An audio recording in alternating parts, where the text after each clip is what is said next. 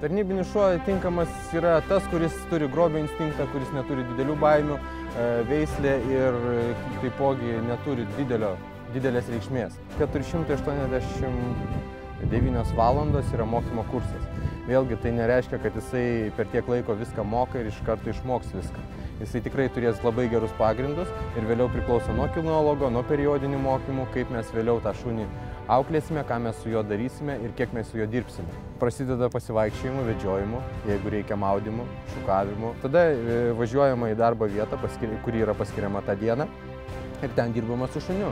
Gali dirbti ir 5 dienas per savaitę, gali dirbti kas 4 parą. Šuo supranta, kad jisai ieško draudžiamos medžiagos, ją suradęs gauna paskatinimą kamuolį, tai yra jo grobis.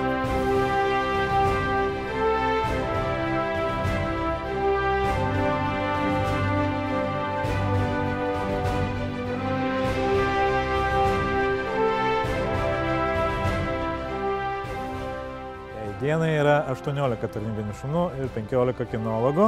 Tai, kaip matėt, 3 kinologai keičia savo senus šunis į naujus su šunim, jie suranda visokių durklų, šaltų ginklų, senovinių daiktų. Kaip įtariama, narkotinės medžiagos, po to nelegalūs tabako gaminiai ir po to įvairūs draudžiami vaistai.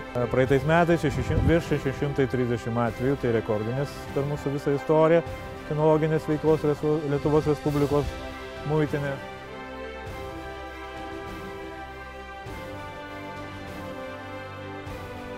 Nosyje visa paslaptis. Žmogus jisai tikrai tiek neužuos, nesuras ir nepamatys. Pagalba yra neišmatuojama. Tarnybinis šuo jisai visą laiką yra pranašesnis už žmogų, kol jisai dirba.